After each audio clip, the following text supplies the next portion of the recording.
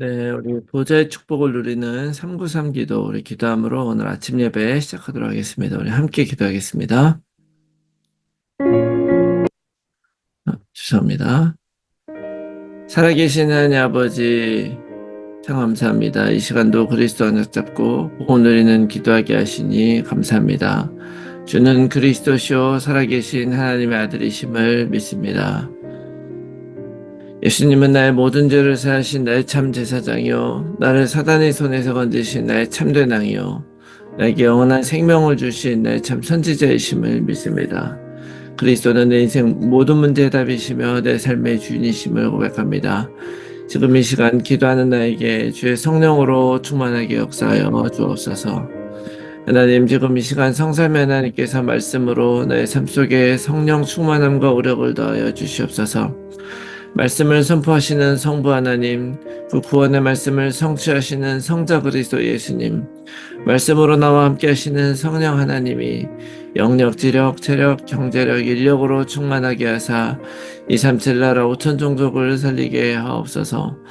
하나님, 지금 이 시간 기도를 통하여 보좌의 축복 9가지가 나에게 세팅되게 하여 주시옵소서.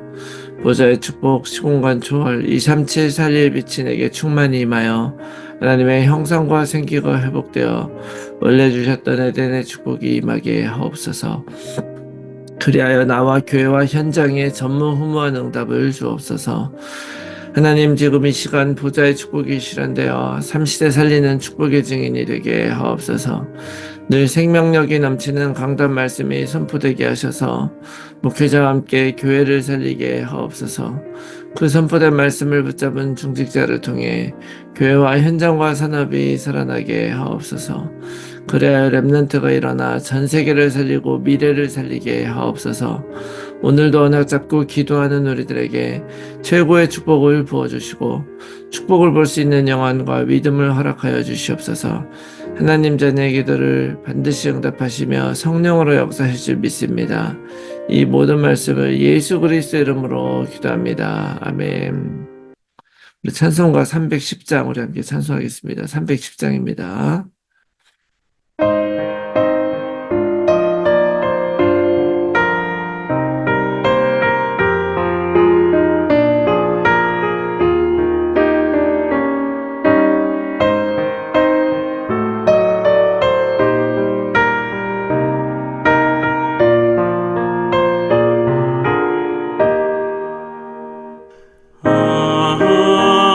하나님의 은혜로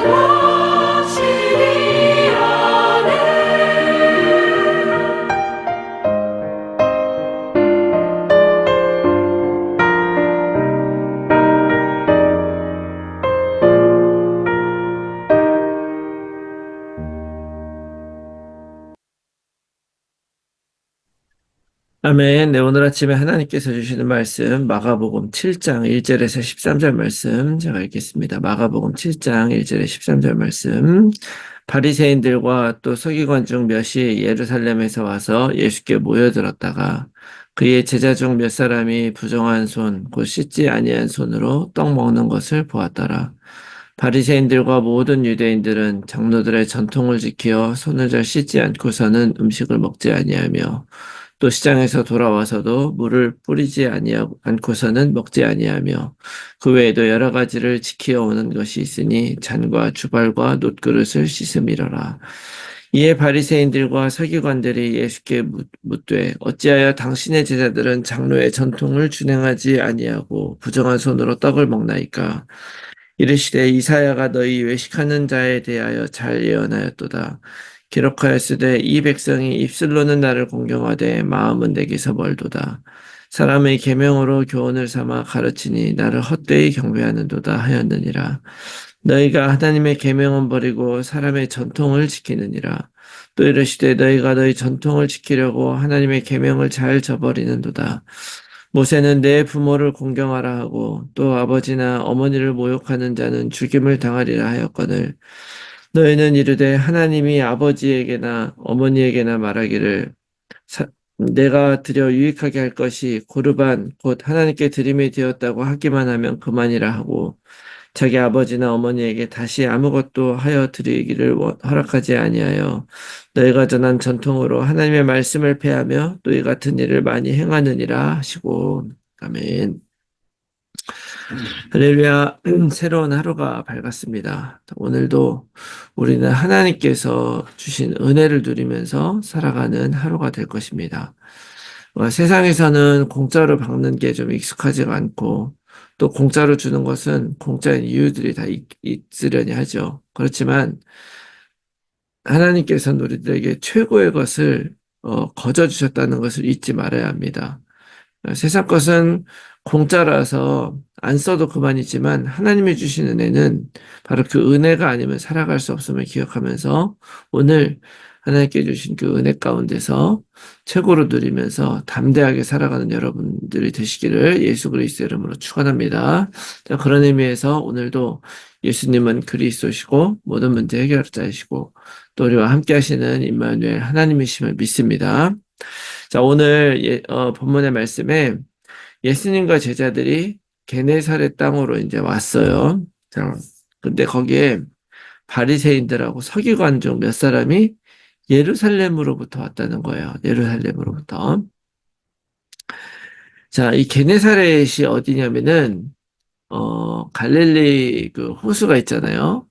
그 갈릴리 호수는 예루살렘보다 훨씬 북쪽에 위치하고 있습니다. 그 갈릴리 호수 중에서도 북서쪽에 위치하고 있었던 땅인데, 어, 예루살렘으로부터 꽤 거리가 멀죠.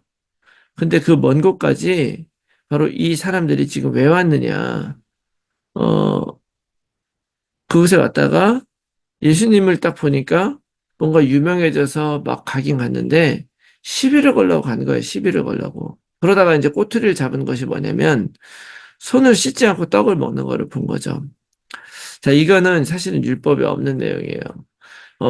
이스라엘의 율법은 기본적으로 하나님 앞에 정결함을 유지하기 원한 것이거든요. 왜냐하면 하나님은 정결하게 원하는 거예요. 그런데 여러분 생각해 보세요. 하나님은 우리에게 정결하는 것이 내 몸에 더러운 것이 묻으면 안 되고 뭐 그런 거겠습니까? 물론 사람들의 몸이 청결해야 건강하잖아요. 그래서 하나님이 우리가 병들지 말고 병균 들어가지 말라고 몸을 깨끗하게 하라는 차원이고 하나님이 원하시는 거룩, 청결은 죄로부터 거룩한 것입니다. 죄로부터 구분되어 있는 거예요. 죄라는 건 하나님이 떠난 어떤 그런 거잖아요. 그러면 하나님을 떠나서 우리 안에 묻어있는 어떤 세상적인 것들을 내려놓고 하나님 안에 거룩하게 서 있으라는 그런 정결인데 이 장로들의 유전이라고 하는 그 이스라엘의 어떤 율법의 그 보조 자료 같은 것이 있어요. 그것이 우리가 깨끗해야 되니까 어느 정도 깨끗해야 되냐 온갖 최선을 다해서 깨끗하려고 노력을 하는 거죠. 그러다 보니까 이제 이스라엘은 이 먼지도 많고 흙길이 거든요. 이렇게 그 캘리포니아와 같이 이렇게 여름에 비가 많이 안 오고 막 그러면 풀들이 많이 자라나지 못하고 비가 올 땐 자라고 그래요. 그러니까 당연히 이제 흙길이 많았겠죠. 지금처럼 포장되어 있는 도로가 아니니까. 그렇기 때문에 이제 집에 들어가게 되면 제일 먼저 하는 일이 문 앞에 항상 이 물두멍이라는 것이 있어서 거기다 물을 떠놓단 말이죠. 거기다 손을 씻고 또 얼굴도 씻고 발도 씻고 이러면서 먼지를 털어버리고 들어가게끔 돼 있는 게 그들의 풍습이었죠. 근데 이 풍습이 거기에 도를 지나쳐가지고 이제는 완전히 이제 깨끗하게 하지 않으면 너는 법을 어긴 거야 라는 것까지 이제 가게 되는 거예요. 자, 그러다 보니까 이제 이들의 자랑은 바리새인들과 서기관들의 자랑은 나는 하나님이 정결하게 하라고 했으니까 난 이렇게까지 정결하게 해라고 하면서 막 손을 깨끗이 씻고 온몸을 씻고 그러지 않으면 밥도 안 먹는 막 그런 일까지 하게 되는데 이제 이들이 딱 와서 보니까 제자들이, 예수님의 제자들이 막 그냥 더러운 손으로 막 그런 율법 같은 거 신경 안 쓰면서 막 그렇게 하는 거죠. 그러니까 이제 그걸 가지고 시비를 걸고 있는 거예요. 그러니까 예수님이 그들에게 하는 말이 그래, 니네 한번 말 잘했다. 한번 따져보자. 뭐 이러면서 이제 예수님도 말씀하시는 거죠. 중요한 거는 이제 뭐냐면 여기 이제 고르반이라는 이야기를 하시는데요. 이 고르반은 여기 이제 나왔듯이 하나님께 드림이 되었다라는 것이죠. 드리다, 헌물 뭐 이런 의미가 있습니다. 이제 이게 말하자면은요. 오늘날로 말하면 약정 헌금이랑 비슷한 거예요. 어떤 물건이나 자기의 재산이나 이런 것들을 고르반 내가 하나님께 드리겠다라고 이제 하는 거죠. 근데 왜 그렇게 하냐면은 내가 이제 은혜를 받아서 하나님께 이걸 드리고 싶은 마음이 딱 들면 하나님께 내가 드리겠습니다라고 이제 헌신을 하는 거죠. 약정을 하는 거예요. 그러면 이거를 그때 바로 드리는 것이 아니라 이 사람이 죽기 전에 언제든 드리면 되는 거예요. 그 대신 하나님께 드리기로 된 것을 다른 용도로 쓸 수가 없는 거죠. 자, 그런데 이제 이제 부모님들이 이제 연로해지고 그러면 자식들이 부양을 해야 될 거 아닙니까?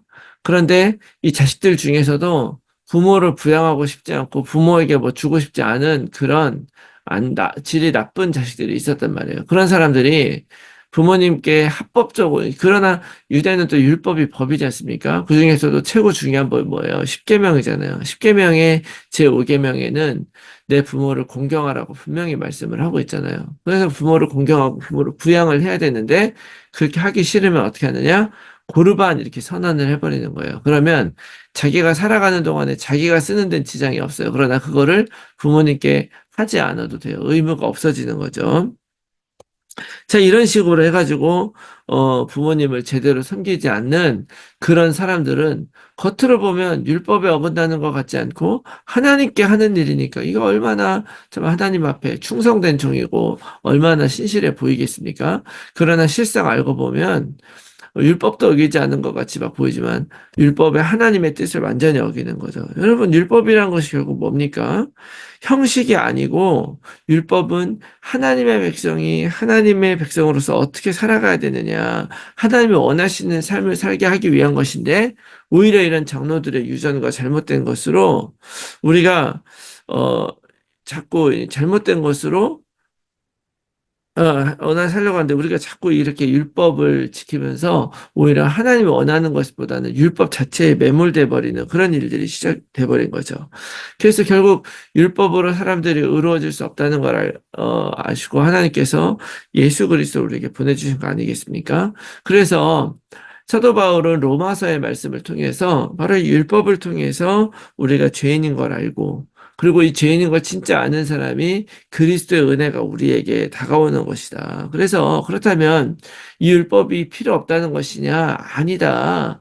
율법이 있는 곳에 오히려 그래서 죄가 있는 곳에 더 은혜가 더해지는 것이다. 라는 말씀을 하고 있는 거죠. 율법 소용없고 믿음만 중요한 게 아니라 율법에 하지 못한 것을 복음이 성취하기 때문에 율법을 뛰어넘는 거죠. 그래서 율법에 매이지 않는 거예요. 율법보다도 더 깊이 하나님과의 관계를 가질 수 있게 하는 것이 바로 그리스도인 것입니다. 그래서 예를 들어서 이 부모를 공경하라라고 하는 그런 율법에 우리가 매일 필요가 없어요. 그래서 율법이 필요 없으니까 부모를 공경하지 않아야 되는 게 아니라 진짜 예수 그리스도로 답이 나고 하나님께서 나의 인생과 모든 것을 주시고 내 인생에 그런 사명을 주셨다 아는 사람은 율법 때문이 아니라 내가 하나님과의 그런 관계와 이런 깨달음 속에서 부모를 더 공경하고 살아가는 사람이 되는 것이 되는 것입니다. 그래서 오늘 이 찾아온 바리새인들 서기관들에게도 예수님이 하는 말의 핵심은 그런 거예요. 너희들 거룩한 척하고 있지만 실제로는 너희들 정말 하나님이 원하는 걸 생각하고 있느냐. 여러분 우리들도 율법에 매인 사람 아니고요. 우리는 율법으로부터 완전히 자유로워져서 오직 예수 그리스도로 구원받은 하나님의 자녀라는 것 여러분 기억하시기 바랍니다. 그러나 그렇다 그래서 이 모든 율법을 안 지켜야 되는 것이 아니라 그러면 모든 율법과 상관없이 우리는 율법의 의보다도 더 높은 의로 살아갈 수 있는 것이죠. 그래서 하나님 예수님이 그렇게 말씀하셔. 너희의 의가 서기관들과 바리새인들의 의보다 더 나아야 된다. 예수님의 율법 없앤 게 아니라 더 완전하겠다는 걸 믿으면서 오늘 우리들도요, 율법에 매여 있는 우리들의 속성을 내려놓고, 그리고 정말로 하나님이 원하시는 것을 따라서 기꺼이 살아가는 우리가 됐으면 좋겠습니다. 그리고 또 하나, 잘못된 것에 정말 이 뜻을 가지면 안 돼요. 이 바리새인들, 서기관들, 예루살렘으로부터 온 그 사람들이 그 먼 거리를 올 만한 그런 열심에 이상한 것을 쏟으면 안 되죠. 진짜 중요한 건 말씀에 대한 열정이 있어서 그들이 정말 이 살아계신 하나님의 말씀을 듣겠다라고 찾아왔었던 그런 뭐 12해 동안 그 병은 그 혈루병 앓았던 여인처럼 그 딸을 살리기 위해서 예수님을 찾아갔었던 그런 열정이 우리 안에 있으면 그 믿음은 반드시 성취되는 것이고요. 엉뚱한 건데 열정이 있으면 내 삶은 무너지는 것입니다. 그래서 오늘 이 말씀 통해서 우리가 다시 한번 하나님이 우리들에게 원하시는 것이 무엇인지 생각하면서 정말 어떤 율법과 방식에 매이고 형식에 매인 것이 아니라 참된 것이 무엇인지를 결단하고 오직 복음과 말씀을 위해서 살아가는 여러분들이 다 되시기를 예수 그리스도의 이름으로 축원합니다. 아멘. 자, 이 말씀 놓고 우리가 함께 나눌 기도의 제목은요. 우리 안에 숨겨져 있는 율법적이고 종교적인 모습을 인정하고 오직 하나님의 은혜와 사랑을 받아들이며 살아가게 하옵소서. 세상의 것들이 아니라 하나님의 것과 복음과 생명의 가치를 두고 세계 복음을 위한 전도자의 삶을 살아가게 하여 주시옵소서. 모든 성도들의 삶 현장에서 말씀 운동에 결실을 맺는 전도자로 살게 하옵소서. 우리의 자녀들을 오직 그리스도로 살게 하시고 이 삶의 칠 서밋의 저자로 살아가게 하여 주시옵소서. 불신자 자녀 또는 가족들이 복음 안에 들어올 수 있도록 성령께서 역사하시고 하나님의 시간표가 이를 때까지 오직 약속 붙들고 기도하게 하여 주시옵소서. 몸이 아픈 분들이 여유간에 치유되어 힐링의 증인이 되게 하여 주시옵소서. 제1, 2, 3 알루티시 운동 안에서 영원한 응답을 받고 영적 유산을 후대에 남기는 삶이 되게 하옵소서. 내 현장과 상황 속에서 정확한 복음에 집중하면서 하나님이 주실 응답을 기다리며 날마다 언약 안에서 걸어가게 하옵소서. 지속된 삶의 캠프를 통해서 성경적 전도운동에 응답을 받게 해주시옵소서. 위에서 기도해 주시고 오늘 하루도 승리한 하루가 되시기 바랍니다. 우리 함께 기도하겠습니다.